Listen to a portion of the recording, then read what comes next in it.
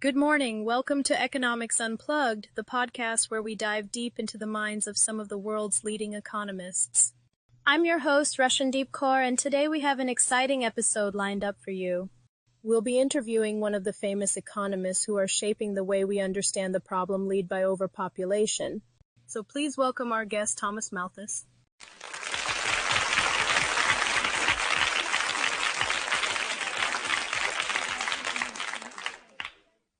Good morning, Mr. Malthus. It's an honor to have you here with us today. Thank you for having me. It's a pleasure to be here. Let's dive right in. Your work on population growth has sparked debates for centuries. Let's start with the basics. Could you explain your central idea about how population growth relates to resources? The concept is straightforward. Human populations tend to grow exponentially when left unchecked, meaning the population could double over a certain period. Resources, on the other hand, such as food and land, grow much more slowly, often only in an arithmetic manner. This difference, exponential population growth versus linear resource growth, leads to what I call the Malthusian trap. Eventually, the population can exceed what our resources can sustain, leading to natural checks like famine, disease, and, regrettably, conflict over scarce resources. That's a very stark prediction. But given today's advances in technology, especially in agriculture, do you think we're still at risk of facing this trap you described? A fair question. Technology has indeed transformed agriculture and expanded our ability to produce food. Innovations in crop rotation, fertilizers, and mechanization have allowed us to grow more food than I could have imagined in my day. While this has alleviated some pressure, we must be cautious. Technology can increase resource availability, but it cannot make them infinite. If the population continues to grow unchecked, even our best agricultural advances may struggle to keep pace, especially in the face of environmental challenges. So, while technology can delay the trap, it doesn't entirely remove it. That makes sense. It buys us time, but not a complete solution. Speaking of rapid changes, modern cities are growing at unprecedented rates. What do you think about this rapid urbanization and its impact on resources? Cities. They are fascinating and complex. On the one hand, cities represent human progress and innovation. They provide jobs, education, and a community for people. But they also come with unique challenges.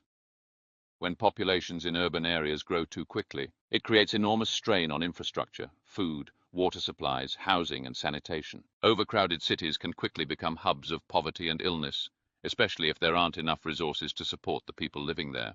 Thoughtful urban planning, which includes managing population growth, is essential to prevent cities from facing the same trap I described. So in your view, cities need to balance growth with resources carefully. Now, you were one of the earliest advocates of moral restraint to control population growth. Could you explain what you mean by that? And do you think governments should play a role in managing population numbers? Certainly, by moral restraint, I mean that individuals should be encouraged to delay marriage until they are financially secure and limit the number of children they have to ensure they can provide for them. This isn't about denying people the joys of family. It's about making thoughtful, responsible choices to ensure future stability. As for government involvement, it's a delicate matter. I believe that governments should support and encourage family planning initiatives, but they must be careful not to infringe upon personal freedoms. Education and accessible family planning resources are beneficial, and I think governments can play a role in these areas. But population control should ideally come from personal choice, informed by societal support and education, rather than strict enforcement. That's an interesting balance, and I imagine you'd want people to have the information and resources to make these choices freely. But many people argue that your theories missed key developments like the agricultural revolution and the rise of birth control. Some say these changes have made your predictions irrelevant. How would you respond to these critiques? Those are valid critiques, and I understand where they're coming from. My theories were based on the patterns I observed in my time, and I could not have foreseen the massive leaps in agricultural technology or the social changes that made birth control more accessible. However, I still believe that the principle behind my theory stands. The fact remains that populations, if left unchecked, tend to grow faster than resources. Technology has helped us keep up so far. But what happens when we hit the limits of technology or face environmental challenges that hinder food production? My theory was a caution, urging societies to consider their limits and plan wisely for the future, rather than assuming growth could continue indefinitely.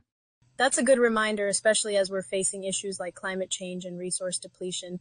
Now, do you think there's a way for population growth and economic development to coexist sustainably, or are they naturally in conflict? I do think they can coexist, but it requires careful management and a long-term perspective. Economic development, when done thoughtfully, can provide a better quality of life, improve health, and reduce poverty.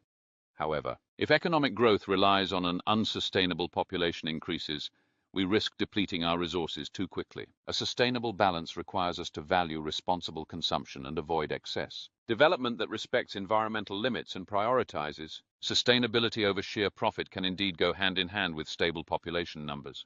That's a very balanced approach, growth with caution. You mentioned earlier that unchecked population growth could lead to conflicts over resources. Could you expand on that idea? Absolutely.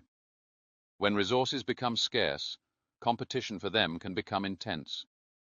We see it in small ways in our daily lives, and on a larger scale. It can lead to political tensions and even wars. History has many examples of conflicts triggered by a struggle for resources. If population growth continues without regard for the resources we have, nations may find themselves in disputes over essentials like water, food, and land. Responsible population management and sustainable development aren't just about economics. They're about fostering a more peaceful, cooperative world. That's a powerful point. Now, as we come to the end of our conversation, I'd like to ask what advice you would offer today's economists and policymakers based on your observations and theories. I'd urge them to remember that while growth is desirable, it has to be balanced with caution and foresight. We must respect the limits of our environment and recognize that unchecked growth can have serious consequences. I would advise policymakers to invest in sustainability, both environmental and social, supporting education, accessible family planning, and sustainable resource management will lead to a more balanced society where economic growth is not only achieved but maintained in a way that serves future generations. Economic policies shouldn't just aim for immediate gains. They should prioritize long-term stability and consider the well-being of those who will come after us. That's wise advice indeed. Your insights continue to resonate with the challenges we face today. Thank you so much, Mr. Malthus, for sharing your thoughts and giving us so much to consider about the future. Thank you. It's been a pleasure to share my ideas with a new audience. I hope these discussions will inspire more thoughtful planning and a balanced approach to growth. After all, that's the only way to ensure that prosperity can last. Thank you, Mr. Malthus, and thank you to all our guests today. It's clear that the field of economics is more dynamic and interconnected than ever. That wraps up today's episode of Economics Unplugged. If you enjoyed the discussion, please subscribe and leave us a review.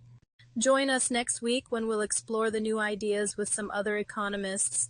Until then, stay informed and keep questioning the world around you.